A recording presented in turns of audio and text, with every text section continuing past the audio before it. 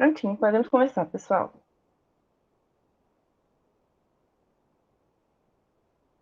Gente, então, bom dia. Vamos dar início à sessão de hoje. Roberta, Renata, vocês querem dar boas-vindas, falar alguma coisa antes do início das apresentações? Só bom dia novamente e agradecer a presença de todos, né? A confiança, mais uma vez, no nosso simpósio e desejar uma ótima sessão. E é claro, né, que todo mundo tenha atenção aí ao tempo, para a gente não perder o nosso debate. Bom dia a todos, mais uma vez aí obrigada, né, a quem vai apresentar hoje, os nossos colegas, né, que vão assistir, né, e reforçar também a questão do tempo para que a gente tenha, né, um momento final de debate na sessão. Bem, então, bom dia a todo mundo. Hoje eu que vou coordenar a sessão. Nós iniciamos, então, com o trabalho do Alisson Augusto Silva Casais, que vai apresentar a comunicação intitulada Ditadura e Pós-Memória em A Resistência, de Julian Fuchs. Alisson, a palavra é sua. Bom dia, pessoal. Feliz de estar aqui mais um ano, mesmo que seja virtualmente. Como o Daniel disse, meu nome é Alisson Casais, eu sou doutorando em Literatura Comparada pela Federal Fluminense, sob orientação da professora Stefania Chiarelli. Eu peço desculpa antemão por qualquer ruído, que é muito provavelmente que o bar aqui na frente vai começar a tocar alguma música daqui a pouco.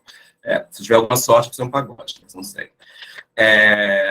E o que eu vou falar hoje tem uma relação com a minha tese, em que é um autor que eu trabalho, que é o Julian Fuchs, mas a relação não é direta, porque o romance que eu falo hoje, que é a Resistência, não é o meu objeto de estudo.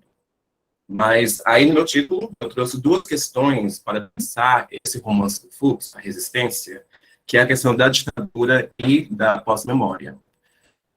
Para começar falando da questão da ditadura, eu gosto de pensar o Fuchs a partir da ideia de que ele faz parte de um grupo hoje, na literatura brasileira contemporânea, de autores que têm algum link biográfico direto com os trânsitos que vão ocorrer entre os países do Cone Sul durante a ditadura.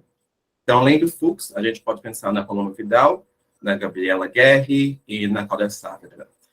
Só que a distinção entre o Fuchs, para mim, eu acredito importante, e essas autoras, é que enquanto a Carola Saavedra, por exemplo, nasce no Chile, a Paloma Vidal nasce na Argentina, a Gabriela Guerri nasce no Uruguai, e elas migram para o Brasil durante os anos 70, e aqui cabe apontar que todos eles vão tematizar esse trânsito em suas obras. Mas enquanto essas autoras, elas nascem no exterior e migram para o Brasil durante a ditadura, o Fuchs já nasce em São Paulo. E aí a ligação com ele, com esse fluxo, é que ele é filho de exilados políticos argentinos. Os pais do Fuchs fizeram parte da militância durante a ditadura na Argentina. Então, essa questão, essa diferença biográfica, aparece em como esses autores vão estruturar suas obras, né? Então, aqui pensando na Gabriela Guerri, especificamente o romance O Quarto Branco, e na Paloma Vidal, especificamente o romance Mar Azul, o que ambas vão fazer é construir a narrativa a partir da perspectiva de uma narradora que nasce, no caso da Gabriela Guerri, no Uruguai, no caso da Paloma Vidal, na Argentina, e que migram para o Brasil durante a ditadura. Ou seja, a história é construída a partir da perspectiva do exilado. São os personagens em si que migram. No Julian, não é isso que nós temos. E aqui cabe apontar que o Julian escreve autoficção. Então, o que nós temos na obra do Julian é a perspectiva do filho. A narrativa é construída a partir da perspectiva de um filho de exilado políticos. E aí, então, estaria o meu elo para falar da pós-memória, né, neste romance. Então, tem a questão da autoria em si, ou seja, o Fuchs é filho de exilados políticos, e também tem a questão da perspectiva da qual o romance é construído. Bom, então, para falar um pouquinho desse romance, A Resistência, né, só um breve resumo. Então, ele é narrado pelo Sebastián, que é o nosso narrador-personagem, que, como eu disse, ele é filho de exilados políticos argentinos, E o Sebastião, ele tem um irmão adotivo, ele se sente Sebastião, se sente incomodado com como esse irmão está isolado na família. Com esse irmão, ele fica no quarto, ele não interage, ele parece estar doente. Então, Sebastião decide escrever um romance sobre esta adoção. Só que fazer isso, escrever sobre a adoção do irmão, significa também escrever sobre o exílio dos pais. Porque essa adoção acontece na Argentina, alguns meses antes dos pais da família fugir para o Brasil. Então, o que o Sebastião decide é que ele retorna a Buenos Aires, ele se instala em um antigo apartamento da família, que é o apartamento dos avós, se não me engano, e lá, em Buenos Aires, na cidade de onde a família dele fugiu, isolado, ele escreve, então, um romance sobre esta adoção. E aqui, né, para pensar a questão da pós-memória no romance, como que eu vejo isso? Então, né, como nós sabemos, a pós-memória é um conceito da Marianne Hirsch, em que ela vai chamar a pós-memória, vai usar o termo pós-memória para se referir ao vínculo que uma geração posterior vai ter com trauma, e aqui eu cito, pessoal, coletivo e cultural daqueles que vieram antes. Contudo, para Hirsch, essa conexão que os filhos vão ter com o trauma de seus pais, com esse passado, essa conexão não é mediada através da lembrança. Ou seja, os filhos não viveram aquilo, então não tem como eles lembrarem daquilo, efetivamente. Ela vai dizer que essa mediação acontece através aqui eu cito, de um investimento imaginativo, projeção e criação. Ou seja, para Hirsch, a questão da pós-memória não é meramente uma transmissão de memória de uma geração dos pais para os filhos, e sim a forma com que os filhos se posicionam em relação a essa memória. Então, é como os filhos não recebem essa memória de maneira passiva, como eles sentem uma necessidade e um anseio de conhecer sobre esse passado, que eles não conseguem saber mais sobre. E para conhecer, então, esse passado, a única coisa que eles podem fazer é essa questão que ela chama de investimento imaginativo. Agora, como que eu vejo esse investimento imaginativo no romance do Julián? Então, como eu disse, o Sebastião, ele está escrevendo, ele vai para a Argentina, para Buenos Aires, para escrever um romance. E a Resistência se apresenta como este romance. Então, na narrativa, nós acreditamos, é o Sebastião em si escrevendo o romance. E as duas estratégias que eu vejo de pós-memória no romance é a questão da metaficção, então há uma constante discussão metaficcional ao longo da narrativa, e o uso de fotografias. Em relação à discussão metaficcional do Sebastião, tem duas questões aí. Primeiro, ele constantemente escreve ou discute sobre o direito que ele, como filho, tem de falar sobre esse assunto ou não. Se ele estaria ou não fazendo um gesto ofensivo àquilo que seus pais viveram. E cabe apontar que a pós-memória, há uma crítica à pós-memória e que os filhos estariam buscando um certo protagonismo que não cabe a eles em relação a esse trauma. Então, parte da discussão metaficcional no romance tem a ver justamente com essa culpa que o Sebastião sente de estar escrevendo sobre este assunto. O segundo ponto em relação à metaficção é como o Sebastião escreve sobre um certo fracasso da escrita dele. Então, ele vai dizer que ele tem um desejo de escrever sobre essa memória, sobre este assunto. Contudo, ele não consegue, porque tudo que resta a ele, tudo que ele tem é a ficção. Então, apesar de querer escrever sobre esse assunto, ele só pode escrever ficção, ele só pode imaginar. E aqui, eu trouxe um trecho do romance para exemplificar isso, que é mais à frente, no capítulo 19, em que o Sebastião vai dizer o seguinte: o parto eu não posso inventar, do parto nada se sabe. Esse parto aqui é o parto do irmão, Porque o romance começa com Sebastião descrevendo esse parto, falando como o irmão dele nasceu. E aqui, mais à frente, então, agora no capítulo 19, ele vai dizer que ele não pode inventar sobre esse parto. Pondera agora, passadas tantas páginas, que deveria ter sido fiel ao impulso de suprimir aqueles pobres cenários imaginários, que deveria ter cedido à hesitação e calado sobre esse acontecimento insondável. Não foi assim. Não foi narrável o nascimento do meu irmão. O quarto branco ou o opressivo pavilhão, o som de botas contra o piso, ou as mãos doutas em inspeção. Basta, já chega, são todas ficções descartáveis. São meras deturpações. E aqui ele está descrevendo como ele narrou esse parto no início do romance, né? Porque ele narra como se o irmão dele tivesse nascido na prisão durante a ditadura. Ele fala dessas botas que pegou o irmão dele do colo da mãe e levou ele para fora. Que bate os braços da mulher, que no caso seria a mãe biológica do irmão adotivo, a mulher que os estendia em desrazão, a mulher e sua ruína, cultivadas contra toda expectativa em minha mente infértil. E se ignore também o menino e seu desabrigo, o menino e sua salvação. Aquele menino que também não era meu irmão. O parto eu não posso inventar. Repito, do parto não há informação. Então, é um movimento constante da narrativa em que o Sebastião ele vai narrar um fato, um acontecimento, e depois, logo em seguida, ou mais à frente, como é esse caso, ele vai dizer que tudo aquilo que ele disse é ficção. Nada daquilo ocorreu. E quando ele diz isso, há toda uma certa... aparece toda uma certa culpa de que ele está inventando sobre este assunto, né? Sobre como que ele ousa imaginar que o irmão adotivo nasceu na prisão. Como que ele ousa pensar e criar essa ficção que talvez o irmão dele seja um dos bebês que desapareceu durante a ditadura militar na Argentina. Já a questão da fotografia, a fotografia ela é central para o pensamento da Hirsch, então ela constantemente vai falar da fotografia, quase todos os artigos vão mencionar alguma foto.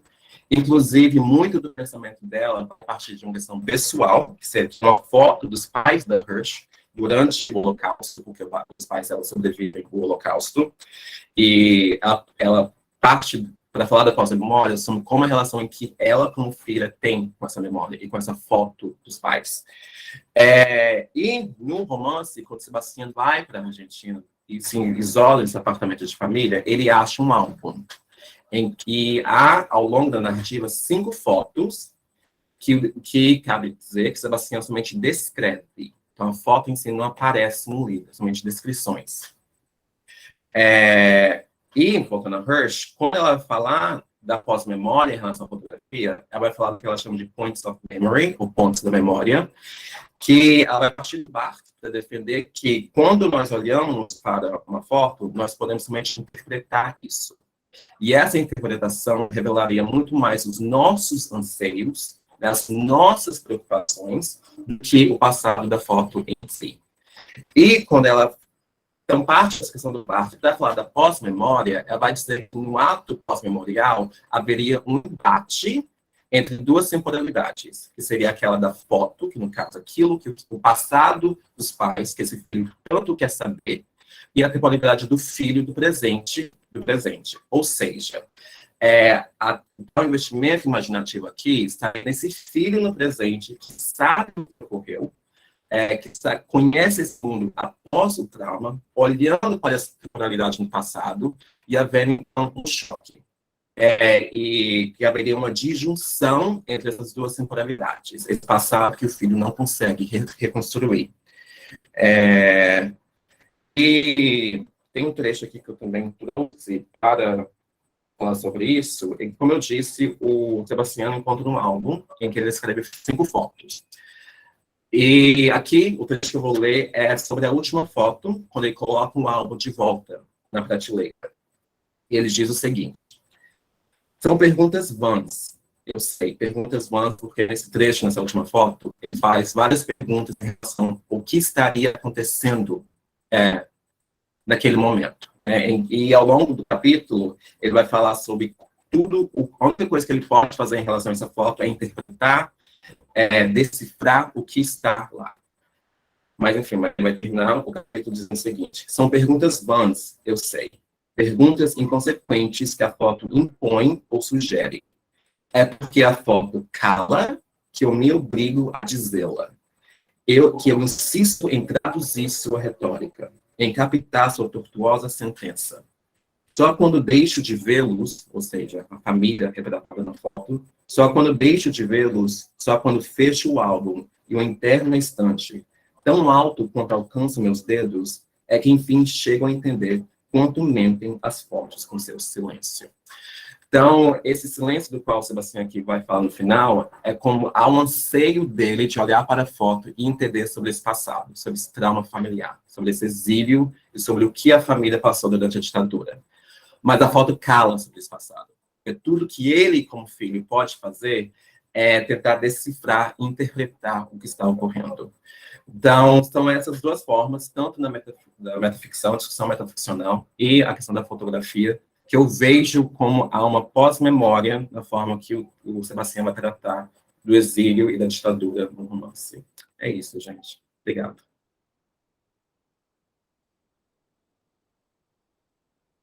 Obrigado, Alisson. E 14h50, né? Assim, a pessoa cirúrgica com o tempo. Passamos, então, para a comunicação do João Marcos Cili de Araújo, que vai apresentar a comunicação intitulada A Rapariga de Kiev, Autenticidade, Agência e Representações da Rússia em um conto de Gustavo Barroso. João Marcos, a palavra é contigo. Bom dia. Só um minutinho que eu vou compartilhar aqui a tela para apresentação.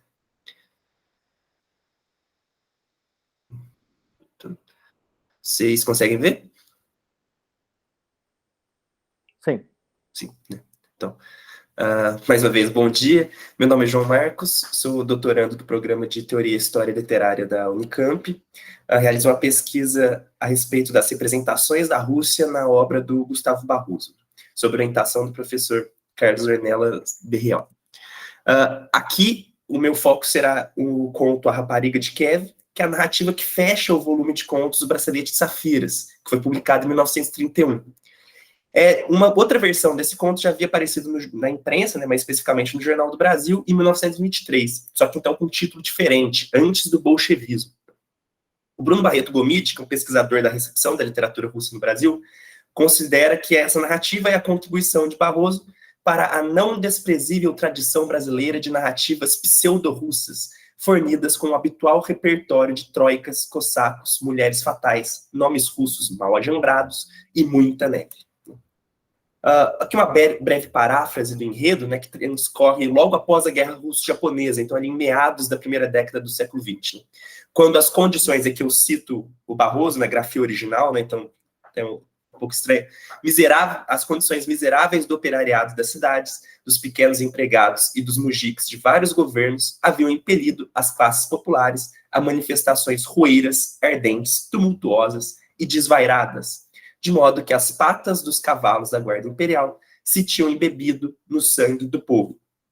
Nesse contexto de revolta popular, o czar teria nomeado o cruel general Dmitry Strakhens Danilovich como governador militar da cidade de Petersburgo, gerando uma atmosfera de pânico e terror. O Strakhens é o antagonista, né, dessa narrativa, e a ele se opõe o protagonista, o Vassily Petrovich, que é um tenente que usa da sua função ali junto ao general para ajudar as moças capturadas por este a escaparem de seus sádicos anseios libidinosos. Né? O Strakhens usa da sua posição para assediar uma série de jovens pelas ruas de Petersburgo, colocá-las em cativeiro, enviar seus maridos à Sibéria, etc.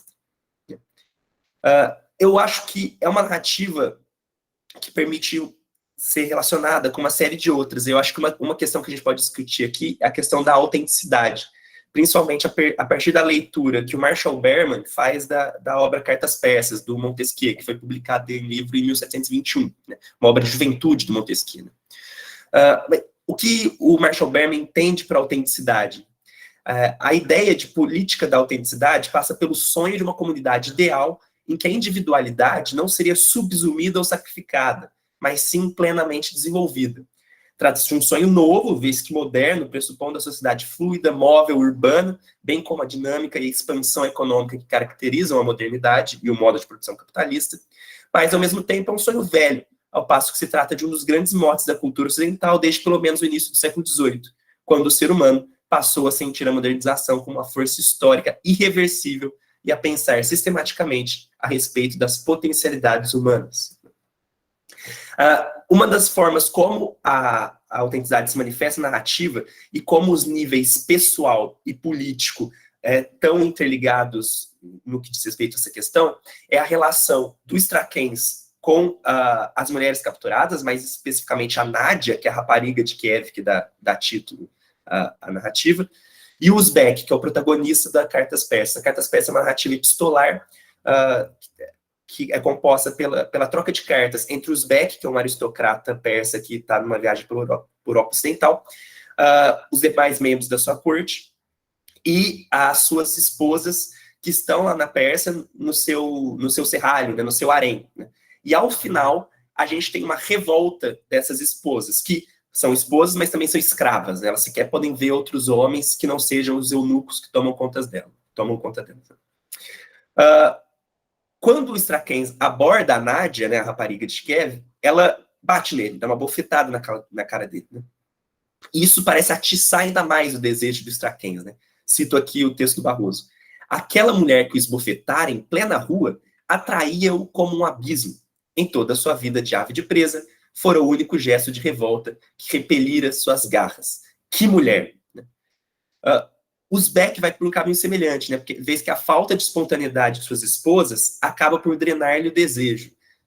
O que traz uma interessante ambiguidade. Vez que, em as mulheres de seu harém, demonstrando de fato qualquer espontaneidade, ele seria incapaz de aceitá-la. Então, ele para de desejá-las, porque elas são demasiadamente submissas, mas, ao mesmo tempo, se elas não fossem submissas, ele também não as desejaria. Né? Isso ocorre porque o Uzbek, na visão do Berman, se define por seu papel de governante, de mestre. Ele faz muito uso aqui da dialética do senhor escravo, de Hegel. Assim, suas relações de sexo e afeto só poderiam se configurar como manifestações de autoridade e subserviência. Contudo, reduzir suas esposas a meros objetos só o deixa ainda mais vazio, sendo que, caso quisesse nelas encontrar satisfação, ele teria de reconhecê-las como seus pares, seres dotados de uma espontaneidade igual à sua e de liberdade social e política para expressá-la. Ele encontra-se, pois, em uma situação paradoxal, já que a identidade que ele apresenta é inautêntica, vazia. Se isso o torna infeliz, é, ao mesmo tempo, tudo o que ele tem, já que toda a sua vida foi encerrada em um sistema de falsidade. Na minha leitura, o Straquens vai por um caminho semelhante, né? Porque ele também se cansa e se esvazia ao se relacionar com as mulheres única e exclusivamente pelo medo. Concomitantemente, isso é tudo que ele tem, vez que é justamente na e pela violência que ele galgou a posição de prestígio por ele ocupada no Império Russo. A identidade que ele apresenta ao mundo é, portanto, construída na negação da autenticidade dos outros, o que acaba por transformá-lo também em uma figura inautêntica. Seu desejo é inflamado pela autenticidade de Nádia. Mais uma vez cito o texto. Que mulher, cada vez mais desejo possuí-lo. É o que ele diz ao acreditar que ela desferira o golpe de castiçal responsável por desmaiá-lo. Na verdade, quem desferiu o golpe foi o Vassili, né, o protagonista da narrativa. Mas para ele, não há qualquer outra abordagem que não seja a negação da jovem, por meio da violência. E é justamente essa inautenticidade que ele espera dos seus subordinados, estando pronto para premiá-los por isso. Isso aparece num diálogo entre Vassili Petrovich, o protagonista, e o Conde Ignatiev, que é uma espécie de duplo oposto do Vassili. Enquanto Vassili usa a sua proximidade do general para justamente ir contra os anseios do general, né? Ele é um sujeito algo subversivo, o Ignatiev é o completo oposto. Ele é carreirista, oportunista, pronto para atender qualquer demanda do general. Né? O Ignatiev lembra ao Vassili que, caso o Vassili queira ascender na carreira, nunca veja o que fazem, nem ouça o que dizem, nem mesmo procure adivinhar o que pretendem os seus chefes. O jovem responde, ironicamente, que por mais que isso talvez esteja certo, ele não pode se esquivar de admirar o ardor amoroso triunfador dos chechens. O triunfador dos chechens, no caso, é o Straquês, o que aponta também para essa dimensão dele de violência no Império, não é só nesse cunho afetivo, mas também é de fato, é uma violência geopolítica também. O conde reforça seu próprio ponto. Admire calado, é um conselho de amigo, oferecido de boa vontade, por quem pouco se lhe dá de aconselhar aos outros. E, sobretudo, não cuide de defender ninguém ameaçado de cair nas garras dos milhares que cercam a águia imperial. O protagonista, claro, ignora esses conselhos, porque ele é guiado por um desejo, e aqui eu cito o texto, de sentir-se diferente dos outros, que está diretamente associado a essa ânsia de autenticidade que fala o Berman, né? E, mais uma vez, é preciso traçar alguns paralelos entre o percurso dos personagens e as reflexões do Berman a respeito do Montesquieu, né? De acordo com a leitura do Berman, a identidade pessoal que o francês, o Montesquieu, teria sido um dos primeiros a reconhecer como um relevante problema filosófico, em uma sociedade repressiva, não pode ser dada como certa, mas sim como algo a ser alcançado. Se as pessoas não podem ser elas mesmas dentro desse sistema, elas devem, ao mesmo tempo, se esforçar para ser, agindo assim contra o sistema. Isso é, sendo sujeitos deformados por papéis de servidão, eles podem se afirmar como indivíduos apenas derrubando essa servidão, já que a revolta é o único modo de autenticidade que uma sociedade repressiva permite. Então, a revolta do Vassili contra o general é uma expressão disso. A revolta da Nádia contra o general, também a revolta do irmão da Nádia, que eu não cheguei a mencionar aqui, mas que ele também se revolta com o general, acaba sendo morto por isso, né? Então, nessa sociedade extremamente opressiva do Império Russo, o que resta aos personagens como forma de expressar a autenticidade é justamente a revolta política. Assim, o Berman acredita que no pensamento do Montesquieu há indícios de uma junção da autenticidade pessoal com a consciência de classe revolucionária, o que viria a abrir caminhos para vastas possibilidades humanas a serem realizadas nos 2 séculos entre o tempo de Montesquieu e o nosso. Só que, na Rapariga de Eve, a gente tem uma visão tanto quanto nebulosa a respeito dessas potencialidades, né? Porque o Vassili, ele lê ao longo da narrativa a tragédia Lorenzaccio, que foi escrita pelo Alfred Musset na década de 30, mais precisamente em 1834, né? Então, no Lorenzaccio, essa peça escrita após a desilusão com a Revolução de 1830, a gente tem um olhar ambíguo e até mesmo amargo para essas possibilidades revolucionárias. Para Barbara Cooper, que é uma das estudiosas do Lorenzaccio, a revolução na obra do Musset aparece, tal qual o drama, como pura ilusão, como um giro da política em torno de seu próprio eixo. Esse desencanto do Lorenzaccio, né, só uma breve paráfrase, que o Lorenzaccio é uma tragédia a respeito do Lorenzo de Médici, que ele seria muito próximo do seu primo, Duque de Florença, e seria odiado pela população por isso, porque esse Duque também sairia pela rua cometendo atos libidinosos, assim como Straquens, né, ele seria considerado um tirano. Só que, na verdade, o Lorenzo só está próximo do primo e finge subserviência a ele para poder matá-lo ao final da narrativa, né? Mais ou menos uma situação próxima àquela do Vassili, né? Só que quando o Lorenzo mata o seu primo, isso não implica na restauração da República em Florença, mas sim apenas a eleição de um novo duque. Então tem essa questão da ação como algo supérfluo, né? E o próprio Lorenzo, ao longo de toda a tragédia, tem consciência de que a ação dele não necessariamente seria frutífera. Ele meio que seguia por devaneios, né? O que é uma situação próxima àquela do Vassili, que é leitor do Lorenzaccio ao longo da narrativa. Porque logo na primeira descrição que dele é feita, menciona-se que seu olhar azul de sonho é também um tanto cansado, um tanto indiferente. Então essa ação dele não é guiada por idealismos, né, mas algo de indiferente nisso, né? Logo em seguida a descrição, ele menciona gostar, por devaneio, de impedir crimes, né? Sua fala, que é uma referência à ajuda prestada às moças capturadas pelo general, transparece a concepção de que o tenente, assim como Lorenzo, já não enxerga qualquer idealismo em seus atos, guiados por mero devaneio. e assim como sua contraparte fiorentina prevê a inutilidade de seus atos, o russo aponta que o levante contra a tirania, e aí obviamente uma referência à Revolução Russa por vir, levará a algo mais severo, o que inclusive ele vê como uma inescapável necessidade histórica. Então, a anarquia vingadora do povo vencedor e despeiado será um dia pior do que a tirania dos autocratas. Porém, é fatal. Essa concepção de que a Revolução Russa teria sido animada por um desejo de autenticidade, mas que teria dado início a uma sociedade não igualmente autêntica, mas pior, né? Menos autêntica ainda, né? Ela vai se manifestar muito na obra integralista do Gustavo Barroso. E aqui o tempo está acabando, já vou encaminhando para a conclusão.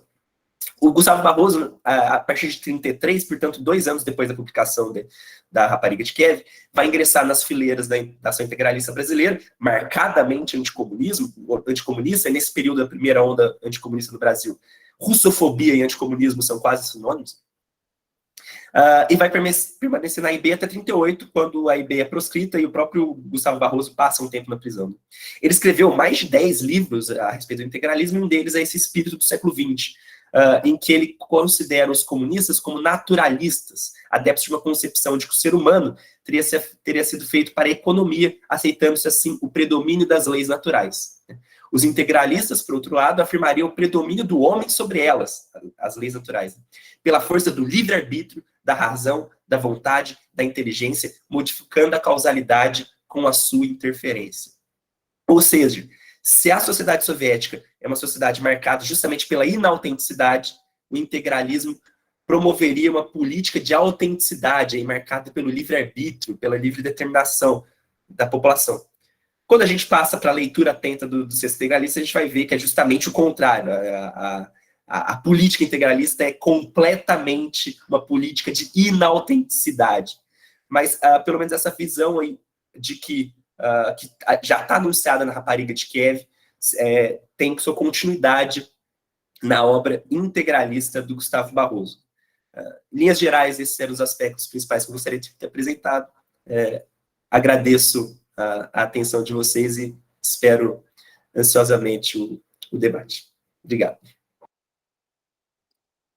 Obrigado, João. Damos, então, prosseguimento com a apresentação do Rafael Vinícius Costa Correia, com a comunicação A Sombra de um Rei Barbudo, imagens de Francisco Campos em um romance de José J. Veiga. Rafael, é com você.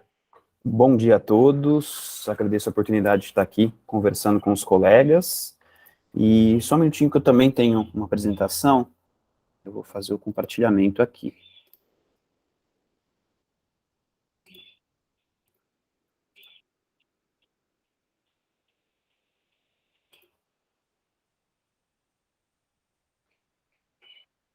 Vocês conseguem ver?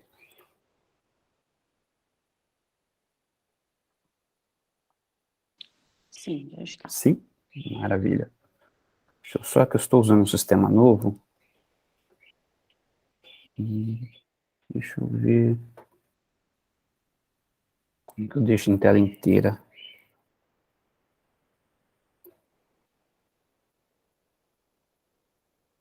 Bom, acredito que...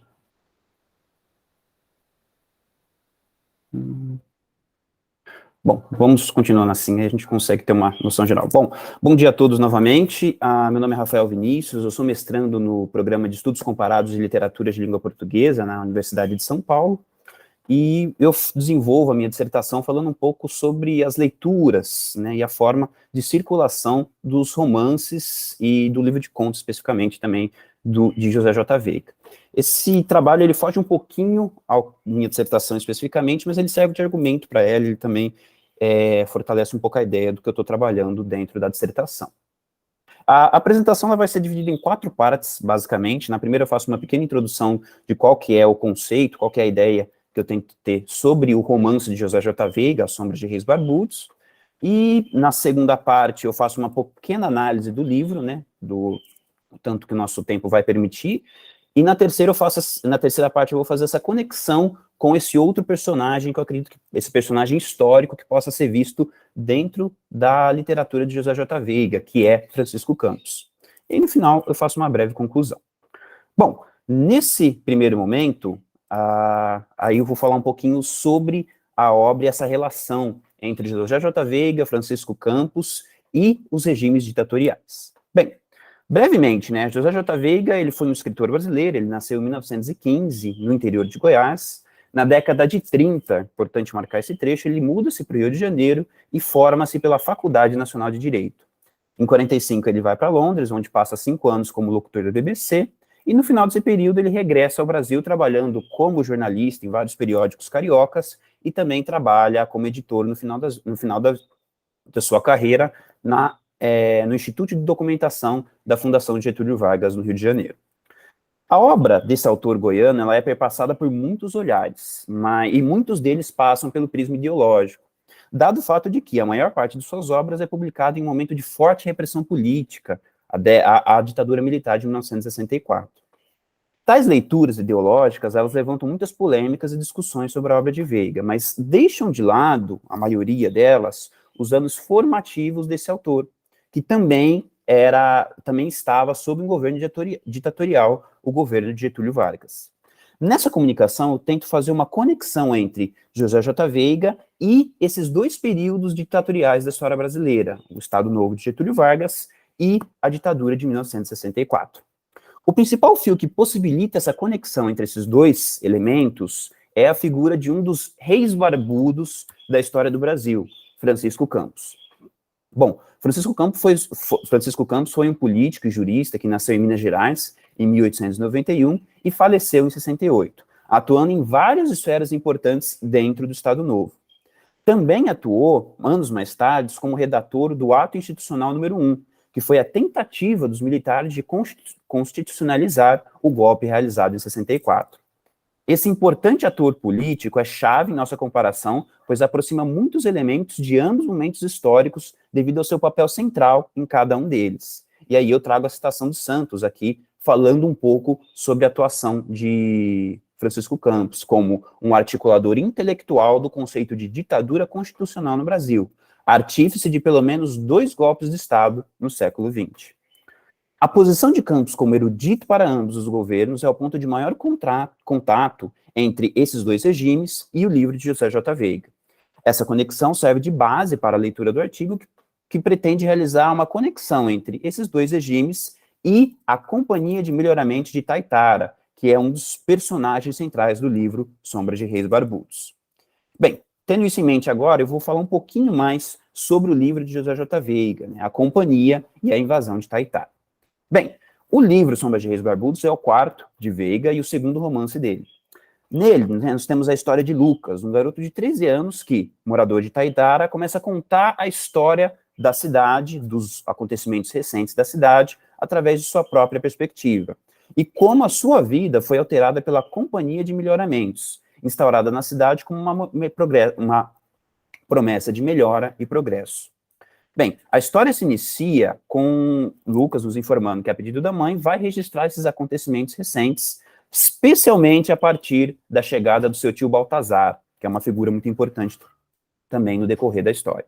Bom, após esses primeiros contatos, Lucas desenvolve um grande afeto pelo tio e somos informados do objetivo que Baltazar tem, construir na cidade de Itaitara uma companhia de melhoramentos. Bem, após muitas dificuldades, ele consegue instituir essa companhia na cidade.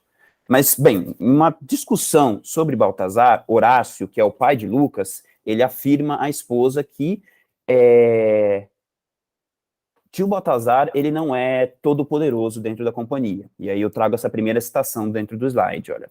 Pessoas influentes podem achar que ele não é tão competente assim. Fique sabendo, Vi, que nem tudo são flores lá na companhia. Seu irmão Baltazar não manda sozinho. Não se assuste se as coisas mudarem. Depois desse aviso, né, um tanto quanto tenebroso, Lucas indica que poucos dias depois, Baltazar é removido da empresa e, possivelmente pelo impacto da notícia e da situação, adoece e sai às pressas de Itaitara. É importante mencionar como essa saída nos é informada, e aí é a segunda citação que eu trago aqui. Sem tio Baltazar, a companhia deixou de existir para nós. Meu pai continuava trabalhando lá, mas nem eu nem mamãe esperávamos que fosse por muito tempo. Logo nos primeiros dias do golpe, muita gente ligada a tio Baltazar foi demitida em 2 ou 3 penadas. Importante marcar aqui a ideia da palavra golpe, ok? Então, a companhia, ela toma o controle absoluto da cidade, ela institui fiscais para que todas as regras que ela impõe, por mais arbitrárias que sejam cumpridas à risca. E qualquer pessoa que ouse descumprir essas regras sofre penalidades terríveis, como indicam essa última citação. Um menino gaguinho que sentava perto de mim na escola teve os dedos da mão direita costurados um no outro no hospital da companhia, e passava o tempo todo olhando para a mão como abobalhado. Outros voltaram do hospital com um aparelho de ferro atarrachado nas pernas, para impedi-las de se dobrarem. Outros voltaram com a mão metida numa espécie de sacola de couro, presa no punho com um peso de muitos quilos dentro. Tanto o uso da palavra golpe quanto o emprego de métodos bárbaros para que a companhia mantivesse o controle da cidade são indícios que podem nos remeter aos princípios teóricos de governo defendidos por Francisco Campos, aquela figura intelectual por trás dos 2 golpes de Estado no último século. E agora eu passo para a terceira parte, da apresentação, falando um pouco sobre um dos reis barbudos, Francisco Campos. Bem, dentro desse romance de J.J. Veiga, a gente tem um elemento importante, tem um personagem que é inescrutável, incompreensível, mas especialmente para o Lucas, mas que parece ter controle de toda a narrativa, de tudo que acontece dentro da cidade, que são esses reis barbudos. Eles são mencionados 2 vezes, e parecem reter um poder imenso dentro da narrativa. E as semelhanças que esses personagens podem apresentar com o próprio Francisco Campos são muitas. Bem, para isso, vamos entender um pouco mais as posições de Francisco Campos. Bem, o político e jurista, ele atuou em momentos fulcrais da história brasileira, ajudando a decidir direta ou indiretamente sobre o futuro de milhões de vidas, auxiliando na construção e implementação de formas de governos ditatoriais criadas no espírito de um estado de exceção, com vistas a um possível progresso e purificação em sua concepção. Mas que, assim como em Itaitara, trouxeram cerceamento, o desaparecimento de liberdades e direitos civis, tortura e morte para uma considerável parcela da população brasileira. E aí, sobre a atuação de Campos, eu trago essa pequena citação de Roberto Bueno, que vocês podem ver no slide. Nas circunstâncias de 30 e de 64, Campos fora hábil em preparar documentos políticos contendo a justificativa para o governo autoritário, promovendo ataque aos inimigos comunistas e às ameaças liberais, caracterizados teologicamente como realizadores do mal e do vício no mundo, justificando o emprego de instrumentos de eliminação para o restauro da paz e virtude. Bem, Campos ele defendia um Estado forte com uma ideologia homogeneizada em uma sociedade despolitizada. Sobre isso também temos o comentário de Santos. Smith, no caso em tela, é didático quando afirma que soberano é quem define o estado de exceção. A ditadura é decionística e pessoalizada. Ela pressupõe um indivíduo ou grupo de indivíduos que decidem o que é preciso fazer para resolver a situação concreta de desordem. Bem, é a partir desse indivíduo e do pequeno grupo à sua volta que podemos identificar como Vargas no Estado Novo, os militares na ditadura de 64, ou, dentro do romance, esses reis barbudos que decidem os caminhos da companhia de melhoramentos. Bom, é isso que Campos pensa como forma de governo e é isso que vemos acontecendo dentro da companhia de Itaitara. Bem, também outro elemento importante é o indivíduo despolitizado e em consonância com os desejos do Estado. É essencial para a manutenção desse sistema.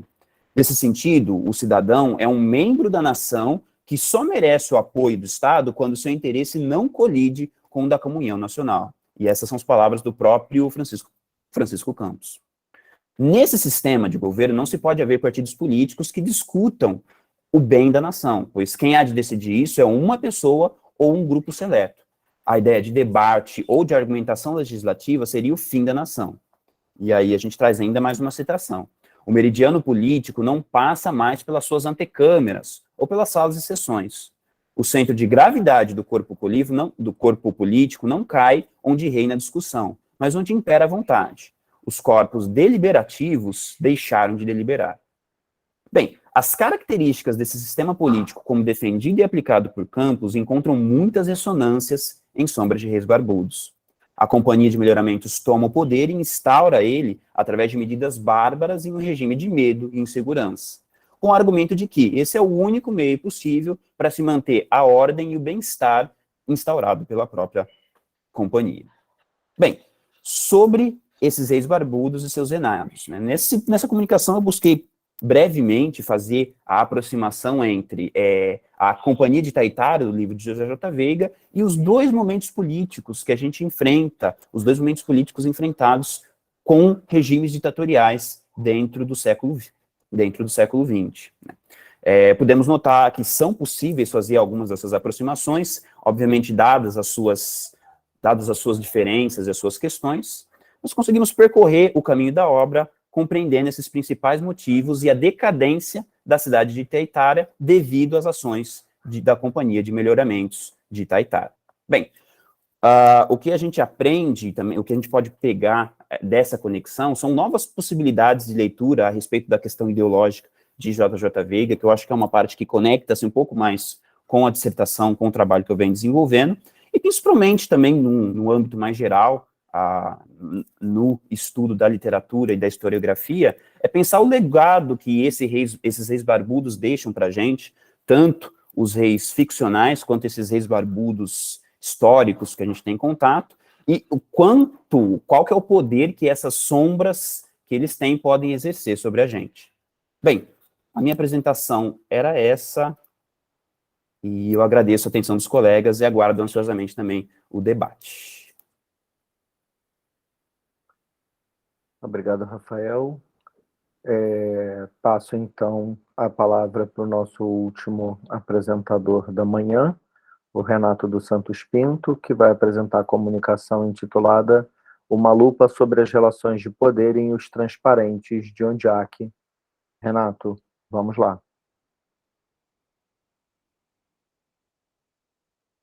Seu microfone está fechado.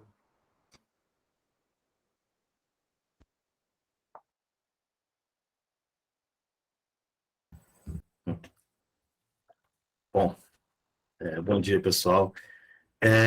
Como eu estou relacionando, na verdade, um texto, uma narrativa ficcional com uma ideia, né, um conceito filosófico, eu senti a necessidade de fazer um pequeno preâmbulo, dando uma localizada nessa relação entre vida e arte. Né? Em seguida, eu cito, en passant, algumas relações, né, de outros filósofos, né, que foram caros ao Foucault, né, que é o objeto aqui, o biopoder do Foucault, né, em comparação com Os Transparentes, né, do Ondiak, né, e depois eu entro mais especificamente no romance, e lógico, vai ser uma visão panorâmica, né, porque o tempo que a gente tem é exíguo para poder fazer uma coisa um pouco mais aprofundada, né, mais exaustiva. Então, eu passo a ler. Eu gosto sempre de usar uma epígrafe. Eu acho a epígrafe, eu sempre falo isso, ela fica meio pairando assim, né, na conversa sobre o texto. Então, a epígrafe eu usei de Ferreira Goulart. A arte existe porque a vida não basta.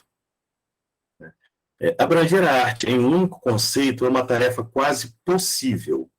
Quando pensamos que estamos próximos, nos deparamos com novos olhares carregados de senões que esgarçam os limites e fazem o conceito escapar entre o tecido. Mas, instigados pela quase possibilidade, continuamos tentados, tentando. E não adianta apelar para Derrida, desconstruindo, buscando tudo que a arte não é para chegar à sua essência, pois corremos o risco de cair no infinito tão perigoso quanto o que diz aquilo que ela possa ser.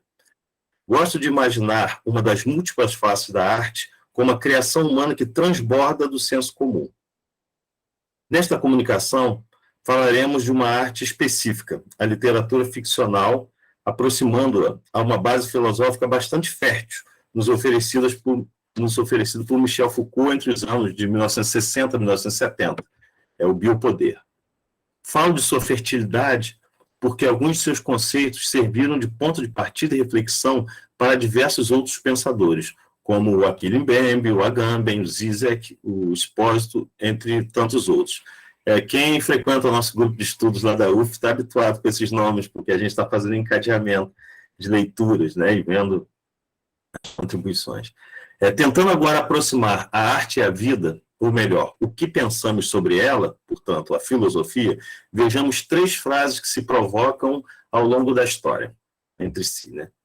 Frase 1, a arte imita a vida, do Aristóteles. Frase 2, a vida imita a arte mais do que a arte imita a vida, Oscar Wilde. E a frase 3, a vida não imita a arte, imita um programa ruim de televisão, Paulo Leminski. Com isso, cremos que uma das dimensões em que podemos pensar na vida imitando a arte reside numa busca desenfreada de uma lógica que nos distancie do niilismo ou, aceitando a provocação de Leminski, em busca de um happy end, em meio ao caos de tudo aquilo que escapa aos nossos 5 sentidos e modesta capacidade de processamento dos fatos. Assim, a ficção imita e é imitada pela vida, formando uma espécie de espelho mágico que os une e os separa simultânea e paradoxalmente. Afunilando um pouco mais a ponta ficcional da nossa abordagem, trataremos o romance Os Transparentes, do escritor angolano Ondjak. Buscaremos alguns exemplos de relação de poder para colocar em evidência em conjunto com os postulados de Foucault sobre o biopoder. Primeiramente, faremos uma reflexão sobre um aspecto estrutural do romance. A narrativa inicia descrevendo um cenário de destruição da cidade de Luanda pelo fogo, retorna em seguida a um período anterior que levará de volta até o incêndio inicial, desta vez contextualizado os motivos de seu surgimento. O romance inicia com uma indagação, que eu cito. Ainda me diz qual é a cor deste fogo? Enfim, e termina com a resposta a essa questão inicial. Aí eu cito novamente. É um vermelho devagarinho, mais velho. É isso, um vermelho devagarinho. Fim da citação. E tem uma reticência após o devagarinho. Enfim, essa é a primeira frase do romance e a última frase do romance, né? Lógico que se eu estendesse aqui a gente teria uma conexão maior, mas a pergunta feita na primeira frase é respondida na última frase.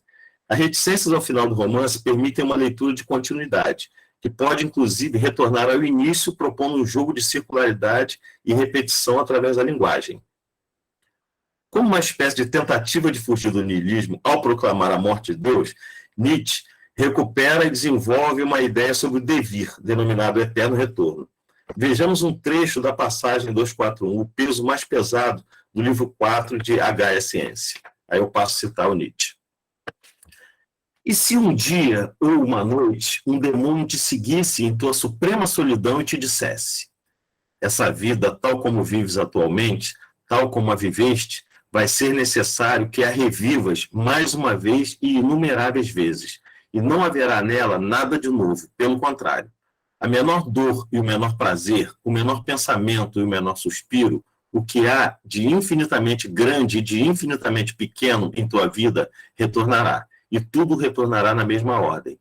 Essa aranha também, e esse luar entre as árvores, e esse instante, e eu mesmo, a eterna ampulheta da vida será invertida, sem cessar, e tu com ela, poeira das poeiras. Fim da citação. Podemos perceber uma certa sintonia entre o efeito estrutural do romance de Ondjak e o aforismo de Nietzsche em relação à passagem do tempo. Entretanto, Ondjak utiliza um artifício estético, de retorno ao passado até o presente diegético em que inicia sua trama, gerando uma ideia de circularidade que começa e termina com a destruição da capital angolana pelo fogo, sendo esse um dos aspectos distópicos que toma seu romance. Falávamos ainda há pouco da nossa modesta capacidade de processamento. Entre as carências humanas está a baixa tolerância àquilo que o professor Eduardo de Faria Coutinho sabiamente nominou, em uma das aulas que eu estive presente, de ignorância investigativa. A máxima sartreana de que o homem está condenado a ser livre esbarra nessa carência, e entre os riscos envolvidos, opta-se quase sempre por tomar para si verdades inabaláveis, sejam de costumes e tradições, sejam religiosas, sejam ideológicas. Isso, sem dúvida, impossibilita a prática tão cara a este congresso, de convivência harmônica entre epistemologias diversas. É uma das chamadas, né, do nosso congresso. Falemos agora do contexto histórico que precede a escrita do romance de Ondjak. Antes da chegada dos europeus, povos com culturas diversas habitavam a região que mais tarde veio a conformar Angola. O processo de colonização se perpetuou ao longo de séculos e se consolidou no século XIX com a Conferência de Berlim. No início dos anos 1960, vivíamos sob a égide da Guerra Fria, né, o fantasma da Guerra Fria, polarizada entre as então grandes potências União Soviética e Estados Unidos. Nesse mesmo período, iniciaram as guerras de independência angolana, que culminaram com a proclamação em 1975, aderindo ao Bloco Socialista. A Guerra Fria durou até a segunda metade dos anos 80, entretanto, Angola permaneceu em guerra civil até a última virada do milênio, onde a que iniciou sua produção narrativa justamente nesse momento. Sua ficção dialoga diretamente com as de outros autores que vivenciaram e escreveram suas narrativas, tendo como cenário todo esse período histórico, como Luandino Vieira, Pepe Tela, Manuel Rui, Paula Tavares, Rui Duarte, entre outros. Retornando à questão do poder, é lugar comum estabelecer uma relação direta entre poder e Estado. Entretanto, Foucault nos ajudou a compreender que o poder não existe por si, substantivamente. Ele se dá sempre na relação entre quem o exerce e quem o obedece. Portanto, o Estado não passa de um dos instrumentos para o exercício do poder. Segundo o pensador francês, as instâncias disciplinares são os polos principais de sua irradiação, que escapa por todas as camadas até atingir as relações entre cada indivíduo da sociedade. Vejamos uma ligeira historicidade sobre o exercício do poder nas palavras de Michel Foucault, que eu passo a citar. Gente, só um minutinho. Passo a citar. É preciso, em primeiro lugar, afastar uma tese muito difundida, segundo a qual o poder nas sociedades burguesas e capitalistas teria negado a realidade do corpo em proveito da alma, da consciência, da idealidade. Na verdade, nada é mais material, nada é mais físico do que o exercício do poder. Qual é o tipo de investimento do corpo que é necessário, suficiente ao funcionamento de uma sociedade capitalista como a nossa? Eu penso que, do século XVII ao século XX, acreditou-se que o investimento do corpo pelo poder devia ser denso, rígido, constante, meticuloso. Daí esses terríveis regimes disciplinares que se encontram nas escolas, nos hospitais, nas casernas, nas oficinas, nas cidades, nos edifícios, nas famílias. E depois, a partir dos anos 1960, percebeu-se que esse poder tão rígido não era assim indispensável quando se acreditava, que as sociedades industriais podiam se contentar com um poder muito mais tênue sobre o corpo. Fim da citação. Interessante observar um outro aspecto que se dá pela característica do poder, de seduzir, produzir conhecimento e flexibilizar-se, né? Antes mesmo de existir o ser humano, ele precisa subsistir, e isso ocorre geralmente dentro de um determinado grupo social. Já a partir daí se dá uma relação de poder, ou seja, para se cumprir as ações mais primordiais de existência, é necessária a troca, a constituição de um acordo de convivência entre um eu e um outro, muitas vezes de forma deliberada, e quando ocorre de forma aglutinadora, tende a se espalhar por outros grupos. Talvez o ponto de partida seja uma luta pela hegemonia global. Desde os primórdios, temos notícias das expansões imperiais, né? Essa hegemonia global que afeta e subjuga todos os espaços e povos por onde se tem algum interesse em conquistar. Atualmente, como nos sugere Foucault, essas relações operam em toda a diversidade das sociedades. Vejamos um exemplo retirado de Os Transparentes, em que as camadas mais oprimidas corroboram o interesse das elites no romance. Aí eu passo a citar no romance Os Transparentes. Isso é um diálogo entre dois personagens, né? Um policial e um pai que foi visitar o filho preso. Estão a dizer que as escavações, quando encontrarem petróleo, o dono do quintal também recebe lá uma parte. Mas eu, como alugo os anexos, quero saber como é que fico na minha situação. Só por causa disso a minha renda já subiu. O paizinho vive no quintal também? Não, vivo num prédio. Epa! No prédio a divisão já é mais complicada. E se eu fosse o paizinho, mudava para uma casa ou mesmo os anexos. É um investimento, como diz um amigo meu. Fim da citação. Nesse excerto, podemos perceber que a ignorância somada à adesão a uma lógica imperialista faz com que as camadas médias e mais baixas tentem tirar alguma vantagem na empreitada dirigida pelas elites nacional e estrangeira em conluio com o Estado que levará à destruição da capital angolana. Em suma, as pessoas acabam dimensionando seus interesses, inclusive seus corpos, dentro de uma lógica que lhes parece inexorável. O acirramento de diferenças culturais, étnicas, religiosas, de gênero, etc., também causa um ódio utilitário, que tende a perpetuar os modelos vigentes. Ou seja, moralmente, como explorar ou não compadecer com os sofrimentos dos explorados, se eu, de certa forma, não odiá-los, ou talvez pior, ignorá-los? Deixada essa pergunta no ar, passemos para a relação de poder na superestrutura, que, embora não seja a tônica das concepções do biopoder em Foucault, também possuem cada vez mais relevância nesses períodos sombrios de extremos. Para ilustrar, vejamos mais um excerto de Os Transparentes, que versa sobre Estado e ideologia. Passo a citar. Dado o recente passamento da camarada ideologia, passamento é morte, tá, gente? Um dos pilares morais e cívicos da nossa nação, o partido no poder, decidiu cancelar quaisquer celebrações coletivas, propondo um período de 3 dias de luto nacional.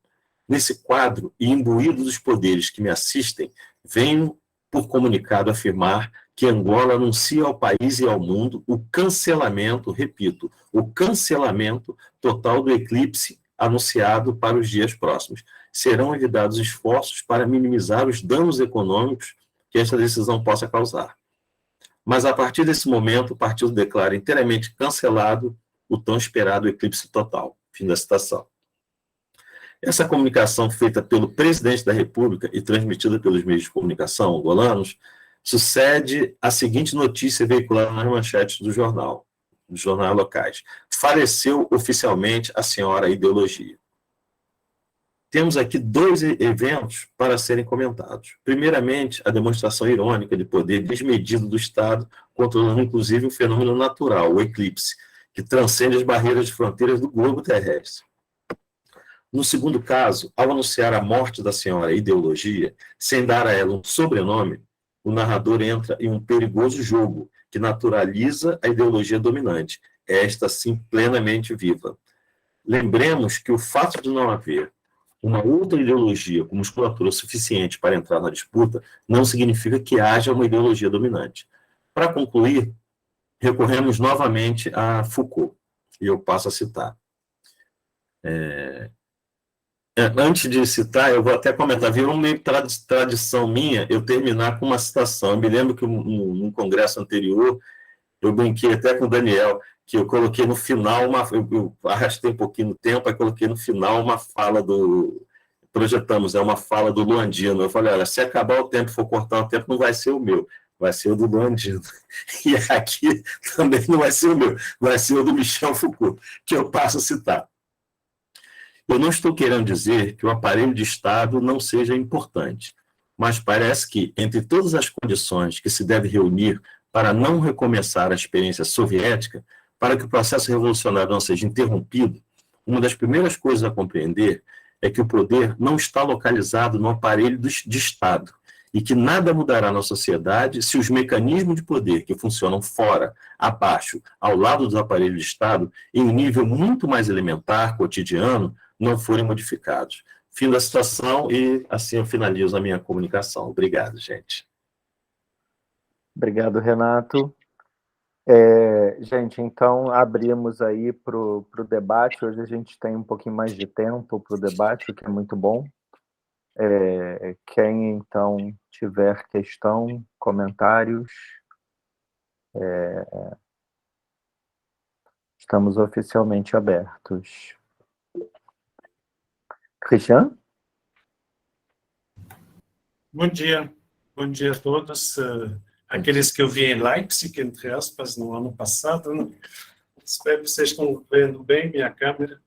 Eu queria só colocar uma coisa para a Alisson sobre o livro do Fuchs, que eu li já há um tempo atrás, e eu tinha ficado com uma dúvida em relação a esse livro, e eu estava pensando até reler o livro para ter um embasamento maior do que eu estava pensando, mas eu queria colocar isso para ele, mas como um questionamento, uma coisa que possa ajudar até na sua própria pesquisa. Quando li o livro, me apareceu progressivamente uma hipótese que foi se reforçando e que ficou ainda mais clara quando eu peguei o início, a epígrafe do livro, onde ele coloca ao M, muito mais do que o irmão possível. Aí eu perguntei, por que ele está botando essa coisa do irmão possível? E eu acho, a minha impressão é que o irmão dele, adotado, entre aspas, não existe. Não é uma história de memória. É uma história de uma ficção que é criada, o irmão possível, a partir de uma situação que é extremamente complexa dentro da história argentina, onde justamente teve crianças sequestradas e adotadas por outras famílias, etc. E, de uma certa forma, você encontra no Fluxo uma história de uma criança adotada por um casal de refugiados, que foram para se refugiar no Brasil. E aí tem todo um jogo sobre essa questão do que ele teria sentido se tivesse um irmão dessa forma, e como que ele imaginaria esse irmão que estaria do lado dele. Então, eu não posso dizer que eu tenho uma clareza sobre a minha hipótese, no sentido de dizer, é assim que acontece, esse é o projeto do livro, mas eu fiquei um pouco incomodado que não tivesse, na apresentação dele, alguma dúvida sobre essa questão, como se necessariamente era, tipo, um testemunho, necessariamente a criança estava viva. E eu acho que o fato de existir, né, o fato de você ter essa dúvida, pode ser que existe, pode ser que não, mas ele faz um jogo dentro da narrativa que deixa uma dúvida, uma coisa que você não sabe se não é a fantasia de uma criança que queria ter um irmão, que imagina que o irmão fosse desse jeito. E eu imagino na posição do Fuchs, que nasceu no Brasil, de pais que foram, que saíram da Argentina, ao saber dessas histórias da ditadura, quando ficou mais velho, né, depois de um certo tempo, e saber dessas adoções, etc., é algo que pode ter passado pela cabeça dele, de pensar, e se eu tivesse tido um irmão assim, como que seria? Então, eu não sei se essa hipótese é válida, mas eu acho que vale a pena questionar se será que é possível isso? Será que não é uma memória, que é um jogo sobre a memória, que é um jogo literário, no sentido de uma possibilidade, um irmão possível? É isso que eu queria colocar para a Alisson.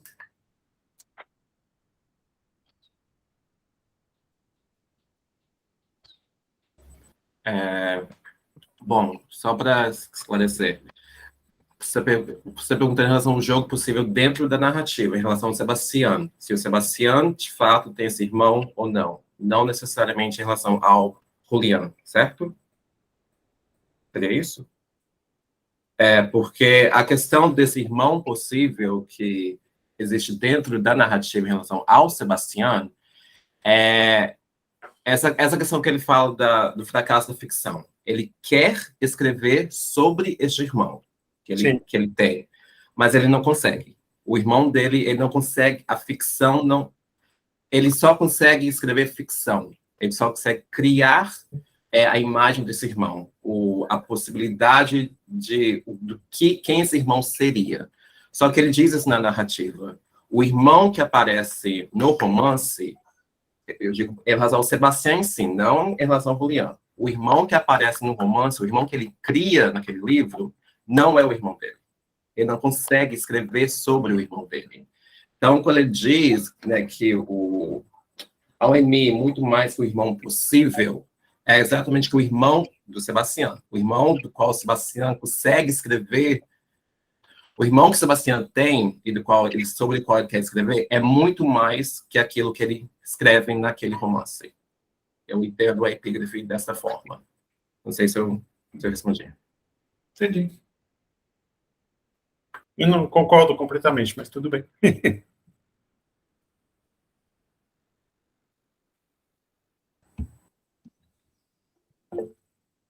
Renato? Opa, vamos lá. Eu teria um pequeno comentário também para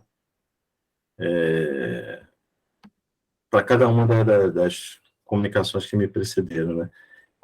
Com relação ao Alisson, tem a ver com pós-memória, que a gente já levantou um pouco essa bola ontem, né?